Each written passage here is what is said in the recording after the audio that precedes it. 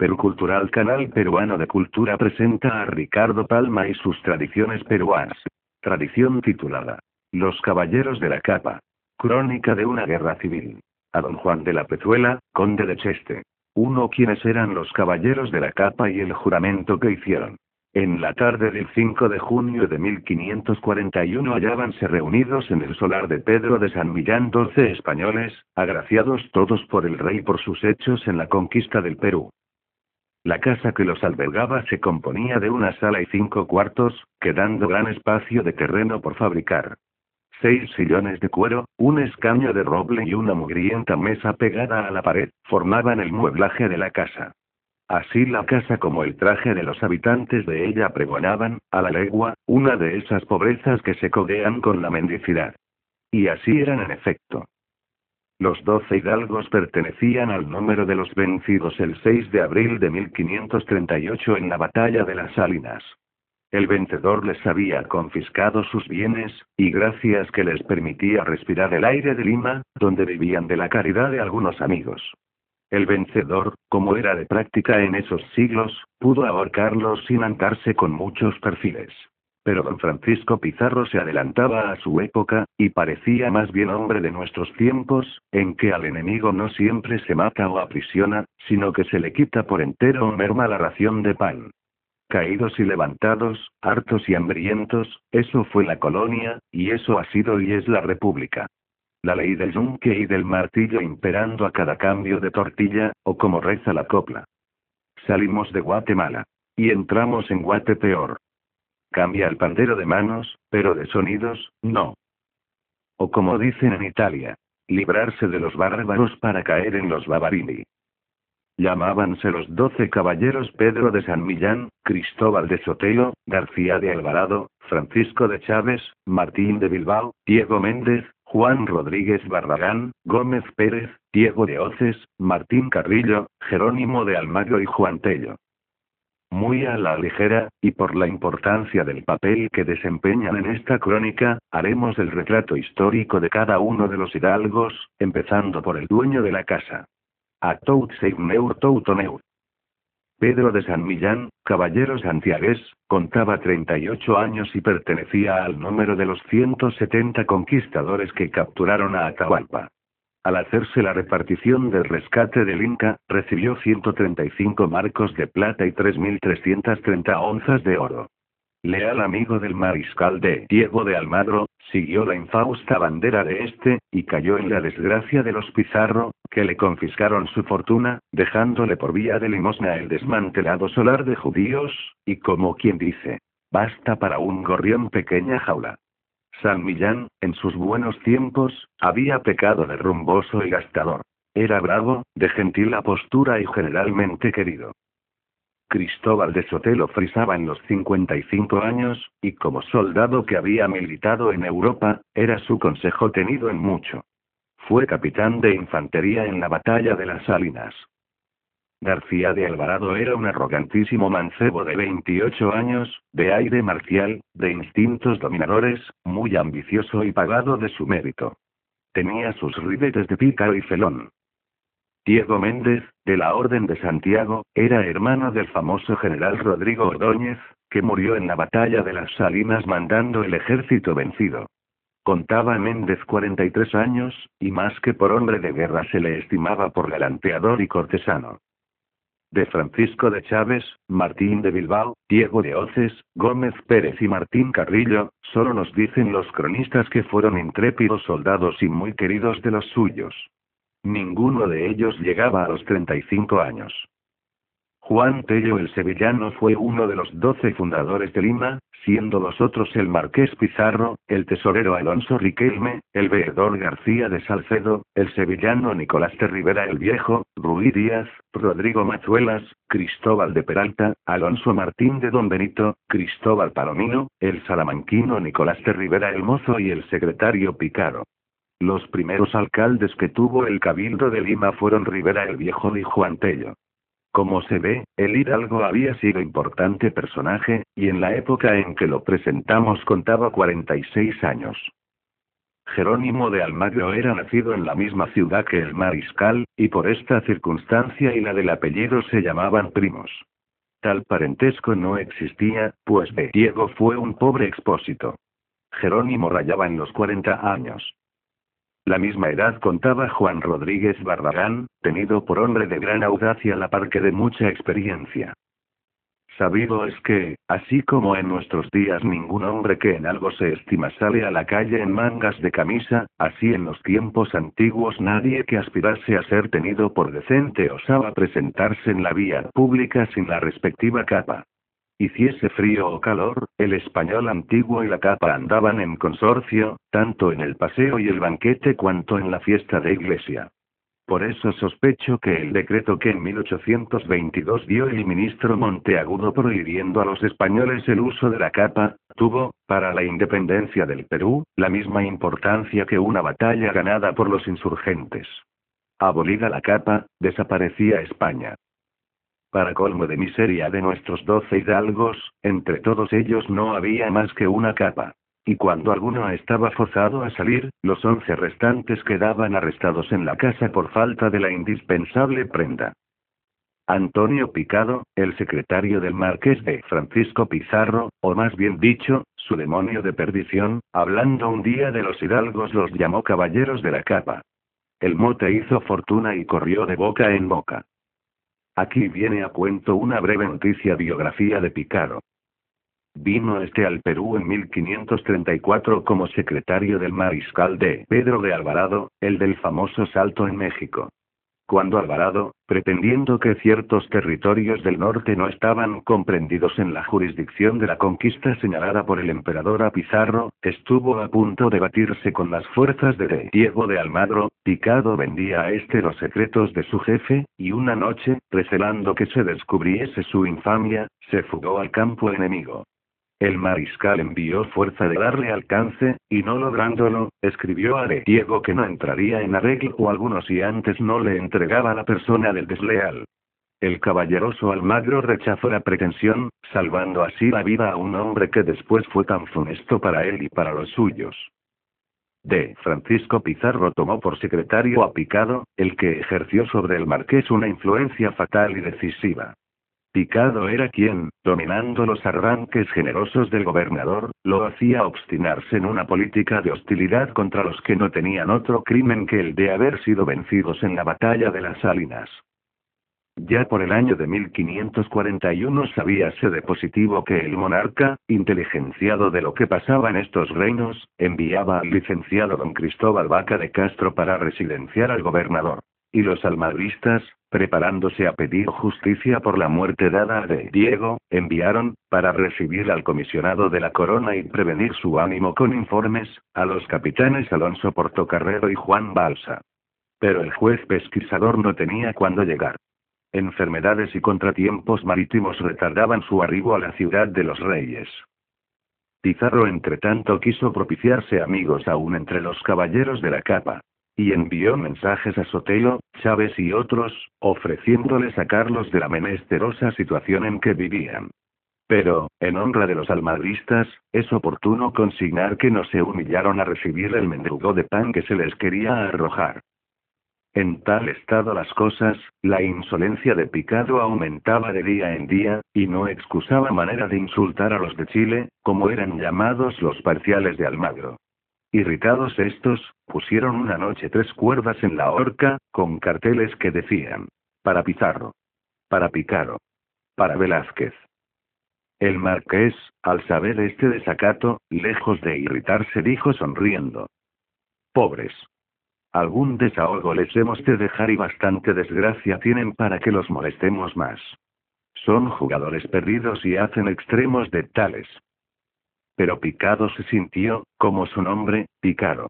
Y aquella tarde, que era la del 5 de junio, se vistió un jubón y una capetilla francesa, bordada con higas de plata, y montando en un soberbio caballo pasó y repasó, haciendo caracolear al animal, por las puertas de Juan Terrada, tutor del joven Almagro, y del solar de Pedro de San Millán, residencia de los 12 hidalgos.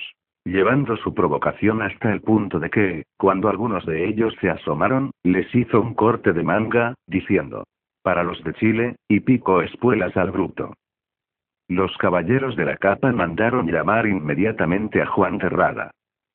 Pizarro había ofrecido al joven Almagro, que quedó huérfano a la edad de 19 años, ser para él un segundo padre, y al efecto lo aposentó en palacio, pero fastidiado el mancebo de oír palabras en mengua de la memoria del mariscal y de sus amigos, se separó del marqués y se constituyó pupilo de Juan Terrada.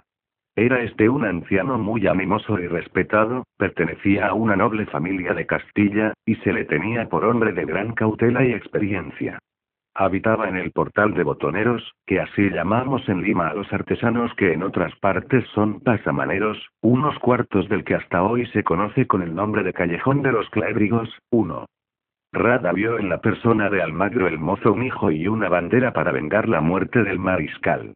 Y todos los de Chile, cuyo número pasaba de 200, si bien reconocían por caudillo al joven don Diego, miraban en Rada el llamado a dar impulso y dirección a los elementos revolucionarios. Rada acudió con presteza al llamamiento de los caballeros.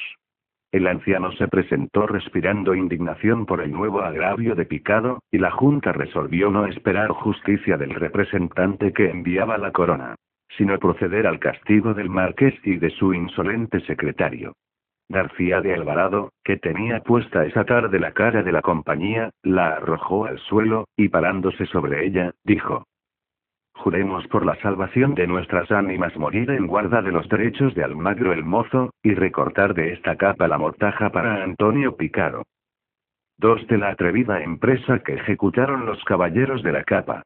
Las cosas no podían concertarse tan en secreto que el marqués no advirtiese que los de Chile tenían frecuentes conciliábulos, que reinaba entre ellos una agitación sorda, que compraban armas y que, cuando Rada y Almagro el Mozo salían a la calle, eran seguidos, a distancia y a guisa de escolta, por un grupo de sus parciales. Sin embargo, el marqués no dictaba providencia alguna. En esta inacción del gobernador recibió cartas de varios corregimientos participándole que los de Chile preparaban sin embozo un alzamiento en todo el país. Esta y otras denuncias le obligaron una mañana a hacer llamar a Juan Terrada. Encontró a Pizarro en el jardín de Palacio, al pie de una higuera que aún existe. Y según Herrera, en sus décadas, medió entre ambos este diálogo. ¿Qué es esto, Juan Terrada, que me dicen que andáis comprando armas para matarme?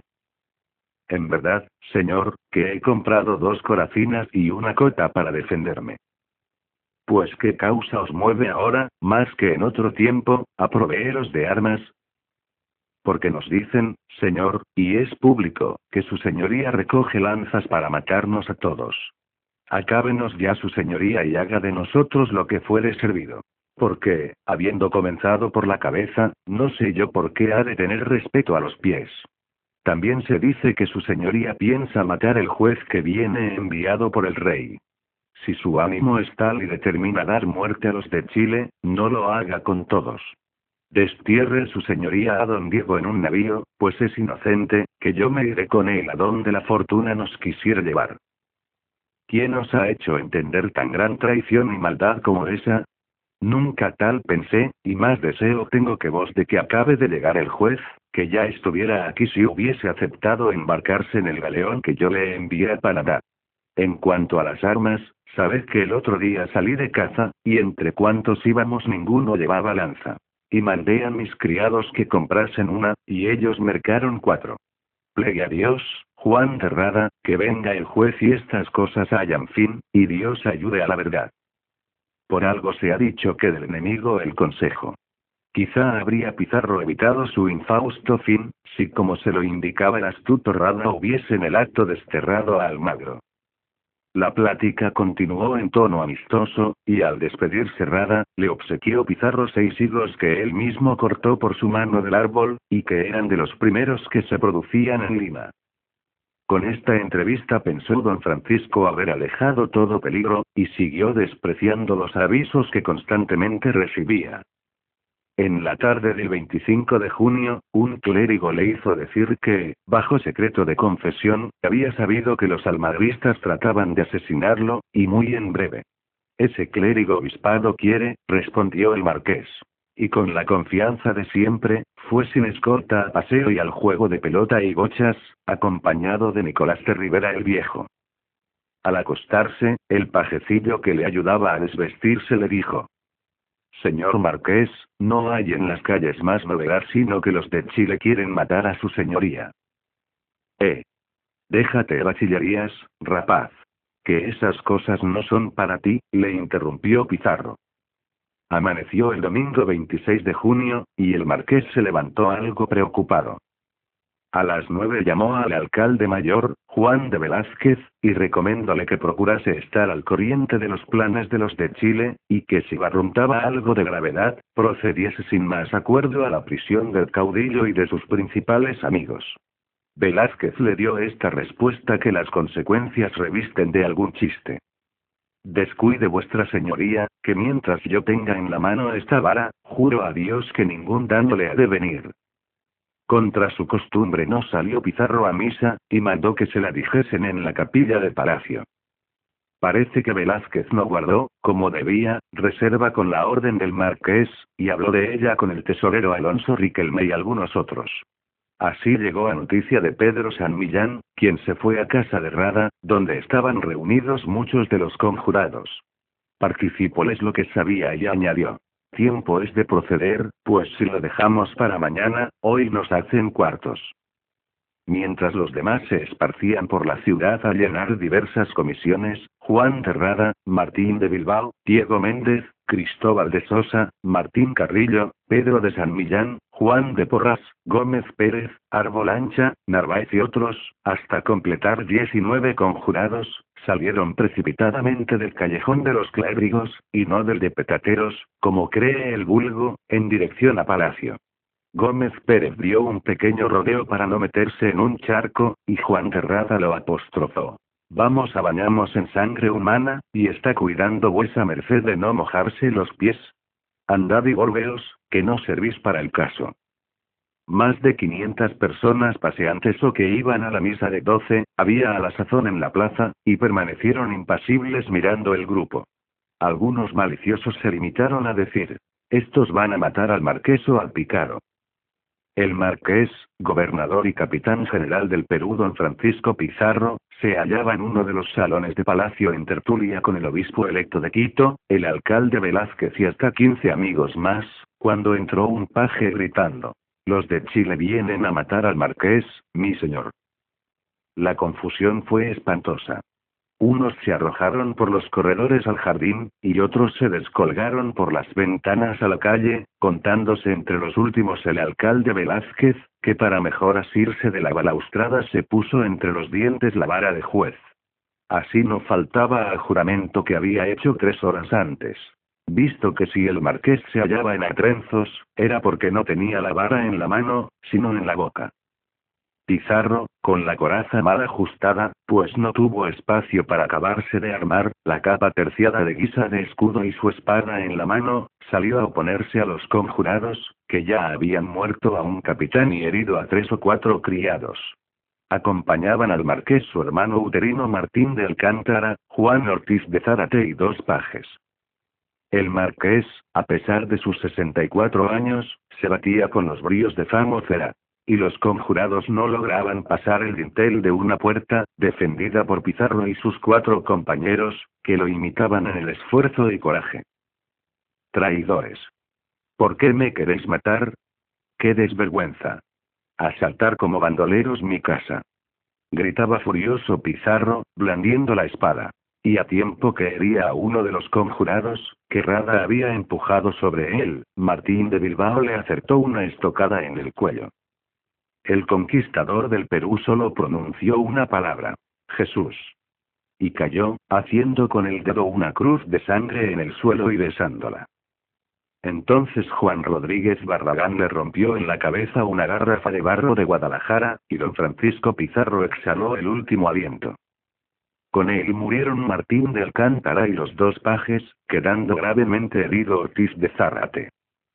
Quisieron más tarde sacar el cuerpo de Pizarro y arrastrarlo por la plaza. Pero los ruegos del obispo de Quito y el prestigio de Juan de Rada estorbaron este acto de bárbara ferocidad. Por la noche los humildes servidores del marqués lavaron el cuerpo. Le vistieron el hábito de Santiago sin calzarle las espuelas de oro, que habían desaparecido. Abrieron una sepultura en el terreno de la que hoy es catedral, en el patio que aún se llama de los Naranjos, y enterraron el cadáver. Encerrados en un cajón de terciopelo con broches de oro se encuentran hoy los huesos de Pizarro, bajo el altar mayor de la catedral. Por lo menos tal es la general creencia. Realizado el asesinato, salieron sus autores a la plaza gritando: ¡Viva el rey! Muerto es el tirano. ¡Viva Almagro! Póngase la tierra en justicia. Y Juan Terrada se restregaba las manos con satisfacción, diciendo: dichoso día en el que se conocerá que el mariscal tuvo amigos tales que supieron tomar venganza de su matador. Inmediatamente fueron presos Jerónimo de Aliaga, el factor Illán Suárez de Carvajal, el alcalde del Cabildo Nicolás de Rivera el Viejo y muchos de los principales vecinos de Lima. Las casas del marqués, de su hermano Alcántara y de Picado fueron saqueadas. El botín de la primera se estimó en 100.000 pesos, el de la segunda en 15.000 pesos y el de la última en 40.000. A las 3 de la tarde, más de 200 almagristas habían creado un nuevo ayuntamiento. Instalado a Almagro el Mozo en palacio con título de gobernador, hasta que el rey proveyese otra cosa. Reconocido a Cristóbal de Sotelo por su teniente gobernador, y conferido a Juan Terrada el mando del ejército. Los religiosos de la Merced, que, así en Lima como en el Cuzco, eran almagristas, sacaron la custodia en procesión y se apresuraron a reconocer el nuevo gobierno. Gran papel desempeñaron siempre los frailes en las contiendas de los conquistadores. Hubo los que convirtieron la Catedral del Espíritu Santo en tribuna de difamación contra el bando que no era de sus simpatías. Y en prueba de la influencia que sobre la soldadesca tenían los sermones, copiaremos una carta que en 1553 dirigió Francisco Girón al padre Baltasar Melgarejo. Dice así la carta: muy magnífico y reverendo señor. Sabido de que vuesa paternidad me hace más guerra con su lengua, que no los soldados con sus armas. Merced recibiré que haya enmienda en el negocio, porque de otra manera, dándome Dios victoria, forzarme a vuesa paternidad que no mire nuestra amistad y quien vuesa paternidad es, cuya muy magnífica y reverenda persona guarde. De este mi real de Pachacamac. Besa la mano de vuesa paternidad su servidor. Francisco Hernández Girón. Una observación histórica. El alma de la conjuración fue siempre errada, y Almagro el Mozo ignoraba todos los planes de sus parciales. No se le consultó para el asesinato de Pizarro, y el joven caudillo no tuvo en él más parte que aceptar el hecho consumado. Preso el alcalde Velázquez, consiguió hacerlo fugar su hermano el obispo del Cuzco Fray Vicente Valverde, aquel fanático de la orden dominica que tanta influencia tuvo para la captura y suplicio de Atahualpa. Embarcáronse luego los dos hermanos para ir a juntarse con Vaca de Castro. Pero, en la isla de la Puna, los indios los mataron a flechazos junto con otros 16 españoles. No sabemos a punto fijo si la iglesia venera entre sus mártires al padre Valverde. Velázquez escapó de las brasas para caer en las llamas. Los caballeros de la capa no lo habrían tampoco perdonado. Desde los primeros síntomas de revolución, Antonio Picado se escondió en casa del tesorero Riquelme, y descubierto al día siguiente su asilo fueron a prenderlo. Riquelme dijo a los almagristas: no sé dónde está el señor Picado, y con los ojos les hizo señas para que lo buscasen debajo de la cama. La pluma se resiste a hacer comentarios sobre tamaña felonía. Los caballeros de la capa, presididos por Juan Terrada y con anuencia de don Diego, se constituyeron en tribunal. Cada uno enrostró al Picado el agravio que de él hubiera recibido cuando era omnipotente cerca de Pizarro. Luego le dieron tormento para que revelase dónde el marqués tenía tesoros ocultos. Y por fin, el 29 de septiembre, le cortaron la cabeza en la plaza con el siguiente pregón, dicho en voz alta por Cosme Ledesma, negro ladino en la lengua española, a toque de caja y acompañado de 4 soldados con picas y otros 2 con arcabuces y cuerdas encendidas. Manda su majestad que muera este hombre por revolvedor de estos reinos, porque quemó e usurpó muchas provisiones reales, encubriéndolas porque venían en gran daño al marqués, porque cohechaba y había cohechado mucha suma de pesos de oro en la tierra. El juramento de los caballeros de la capa se cumplió al pie de la letra. La famosa capa le sirvió de mortaja a Antonio Picaro. 3. El fin del caudillo y de los 12 caballeros.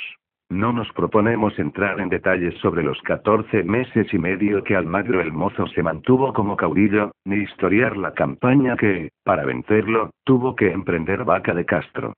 Por eso, a grandes rasgos hablaremos de los sucesos. Con escasas simpatías entre los vecinos de Lima, vióse don Diego forzado a abandonar la ciudad para reforzarse en Huamanga y el Cuzco, donde contaba con muchos partidarios. Días antes de emprender la retirada, se le presentó Francisco de Chávez exponiéndole una queja, y no recibiendo reparación de ella le dijo: «No quiero ser más tiempo vuestro amigo, y os devuelvo la espada y el caballo». Juan de Rada lo arrestó por la insubordinación, y enseguida lo hizo degollar.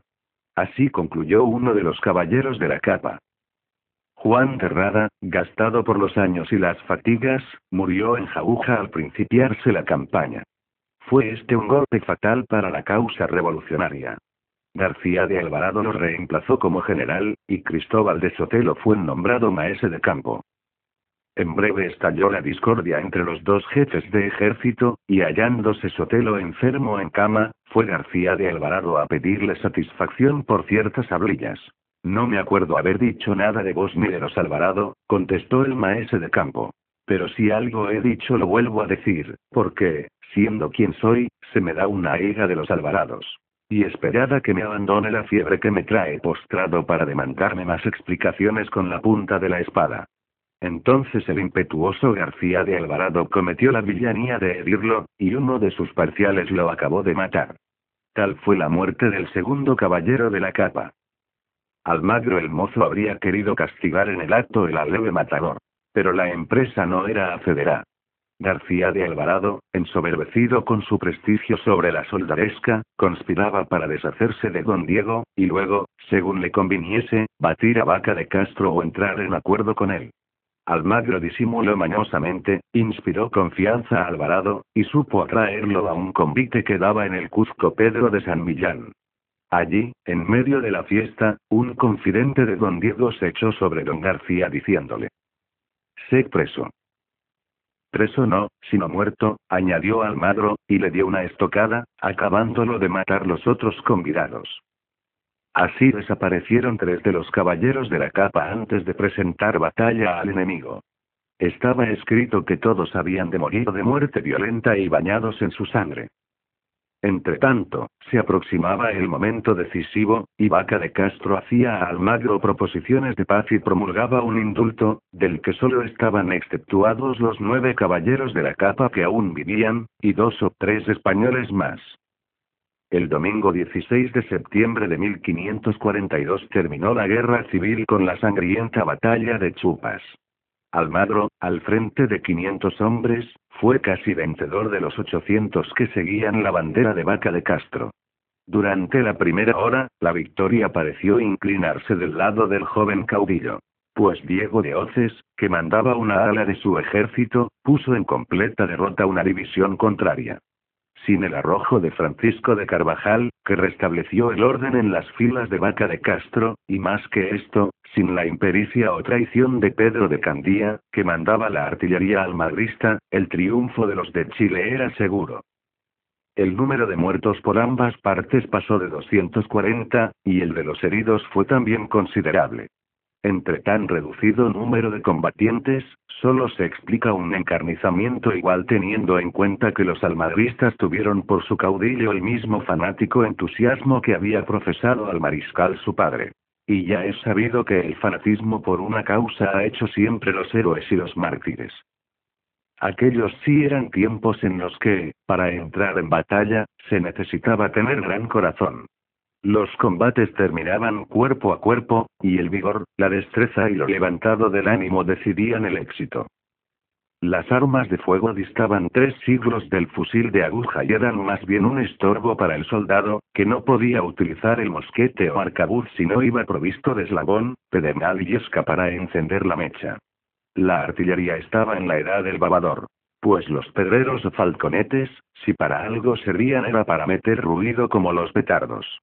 Propiamente hablando, la pólvora se gastaba en salvas. Pues no conociéndose a una escala de punterías, las balas iban por donde el diablo las guiaba. Hoy es una delicia caer en el campo de batalla, así el mandría como el audaz, con la limpieza con que se resuelve una ecuación de tercer grado. Muere el prójimo matemáticamente, en toda regla, sin error de suma o pluma. Y ello, al fin, debe ser un consuelo que se lleva el alma al otro barrio.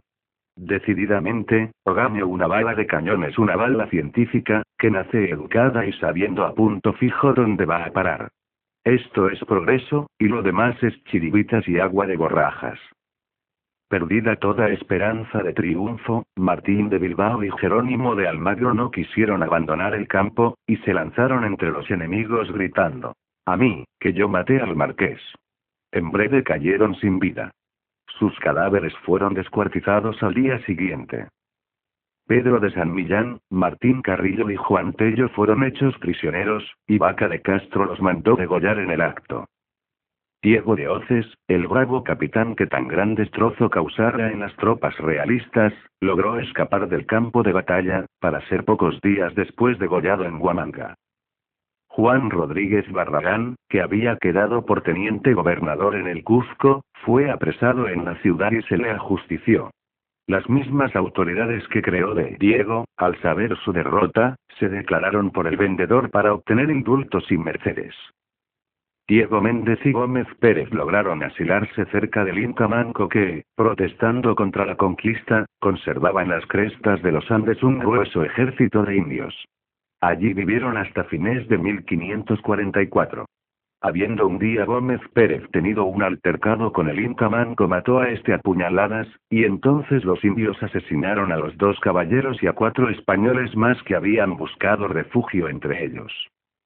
Almagro el Mozo peleó con desesperación hasta el último momento en que, decidida la batalla, lanzó su caballo sobre Pedro de Candía, y diciéndole traidor, lo atravesó con su lanza. Entonces Diego de Méndez lo forzó a emprender la fuga para ir a reunirse con el Inca, y habríanlo logrado si a Méndez no se le antojara entrar en el Cuzco para despedirse de su querida. Por esta imprudencia fue preso el valeroso mancebo, logrando Méndez escapar para morir más tarde, como ya hemos referido, a manos de los indios. Se formalizó proceso, y de Diego salió condenado. Apeló del fallo a la Audiencia de Panamá y al rey, y la apelación le fue denegada. Entonces dijo con entereza: emplazo a Vaca de Castro ante el tribunal de Dios, donde seremos juzgados sin pasión. Y pues muero en el lugar donde degollaron a mi padre, ruego solo que me coloquen en la misma sepultura, debajo de su cadáver. Recibió la muerte, dice un cronista que presenció la ejecución, con ánimo valiente. No quiso que le vendasen los ojos por fijarlos, hasta su postrer instante, en la imagen del crucificado. Y, como lo había pedido, se le dio la misma tumba que al mariscal su padre. Era este joven de 24 años de edad, nacido de una india noble de Panamá, de talla mediana, de semblante agraciado, gran jinete, muy esforzado y diestro en las armas, participaba de la astucia de su progenitor, excedía en la liberalidad de su padre, que fue harto dadivoso, y como él, sabía hacerse amar con locura de sus parciales. Así, con el triste fin del caudillo y de los caballeros de la capa, quedó exterminado en el Perú el bando de los de Chile.